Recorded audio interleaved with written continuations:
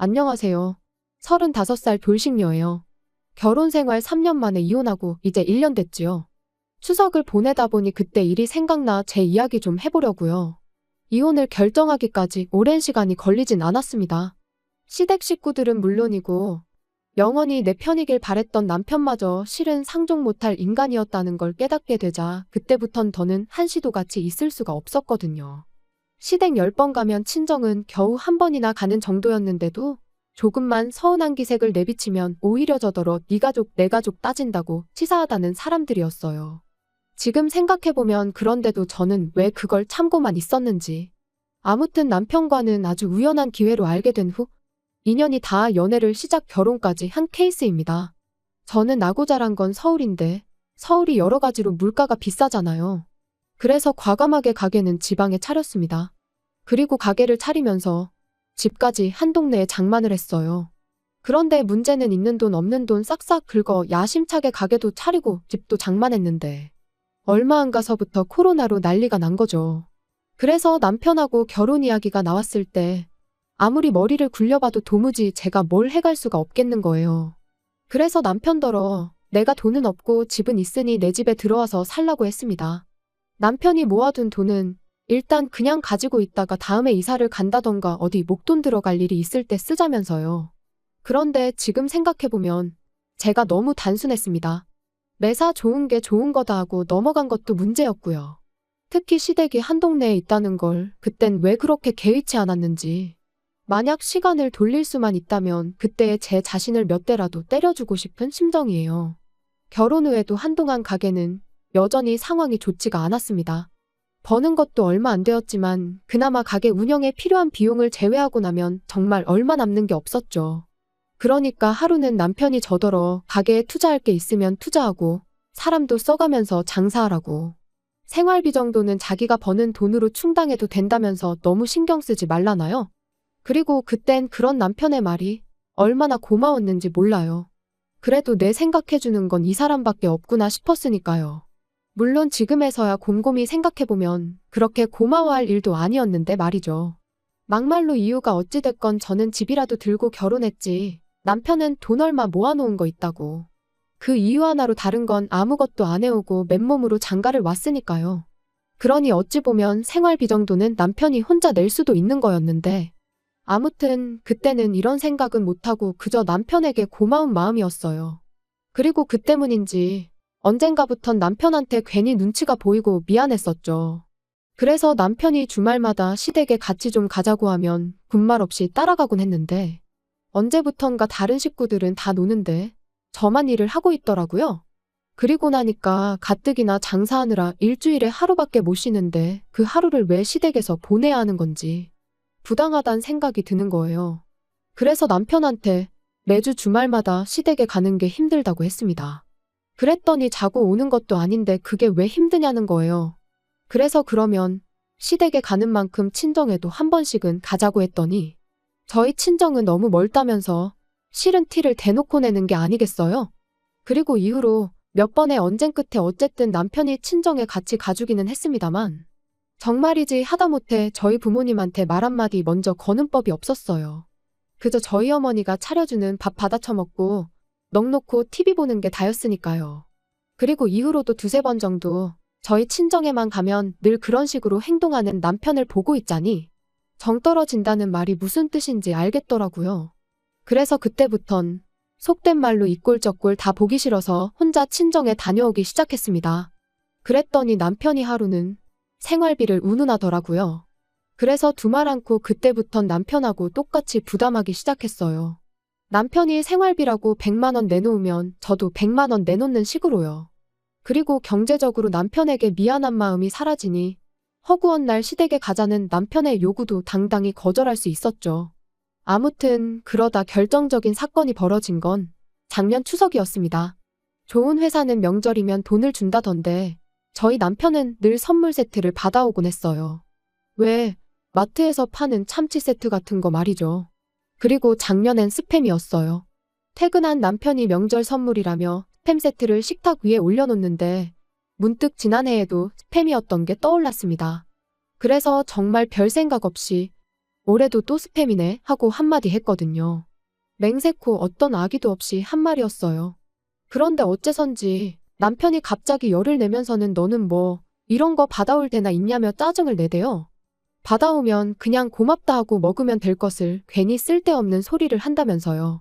그리고는 자기가 그나마 안정적인 회사를 다니고 있으니까 제가 마음 놓고 장사를 하는 거라며 당장 자기보다 돈 얼마 더 번다고 기고만장하지 말라며 방으로 들어가는데 생각지 못한 남편의 반응에 당혹스러웠습니다. 스팸을 스팸이라고 하는 게 이렇게 사람을 열받게 만들 줄은 상상도 못했으니까요. 그런데 남편은 이후로도 며칠 동안 저한테 말도 안 걸고 말 그대로 개무시를 했어요. 그리고 그런 남편을 보고 있자니 어찌나 기가 막히던지 아무리 생각해도 저는 제가 뭘 잘못한 건지 도무지 납득할 수가 없었습니다. 솔직히 까놓고 말해서 문제라면 남편 본인이 느낀 남들이 명절이라고 현금 보너스 받아올 때 자기는 스팸을 받았다는 자격지심이 문제였던 것 같은데 그게 제가 사과할 일은 아니라는 생각이었거든요. 그래서 저도 똑같이 남편을 없는 사람 취급하고 개무시를 했어요. 그랬더니 저희의 냉전은 결국 아무런 진전 없이 추석 연휴까지 이어졌지요. 추석 연휴가 시작되면서 화해는 아니더라도 어쨌든 괜찮은 척은 해야 하지 않을까 싶었습니다. 그래서 사과까지는 아니라도 남편이 먼저 물어보면 못 이긴 척 시댁도 가고 그럴 생각이었어요. 그런데 남편은 뭐가 그렇게 화가 난 건지 시댁마저 혼자 가대요. 게다가 그 와중에 회사에서 받아온 스팸 세트 챙겨가는 모습이란 그뿐만이 아니었습니다.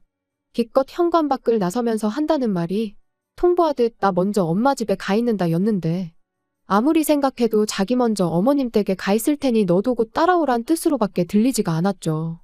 그런데 그깟 스팸 소리 하나로 며칠 동안 절 개무시한 인간이 시댁까지 혼자 가서는 퍽이나 저에 대해 좋은 소리를 하겠어요.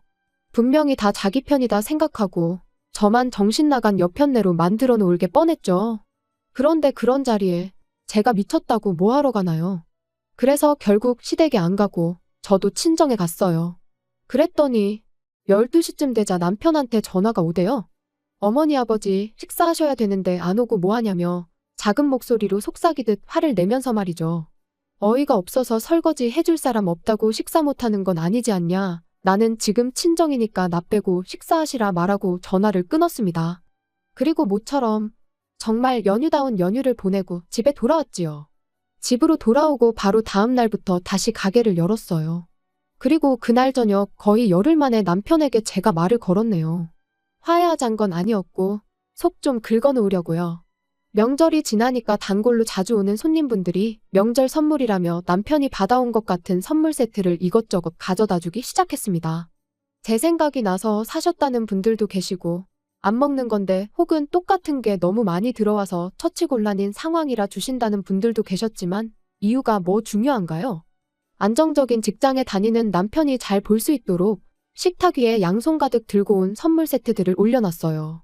그리고는 이거라도 받아온 게 어디냐며 고마워하라던 사람 어디 갔냐고 나는 6개 받아왔으니까 나한테는 6번 고마워하라고 까불면서 장난치듯 말했더니 그제서야 남편도 얼렁뚱땅 무슨 일이 있었냐는 듯 장난으로 받아치대요.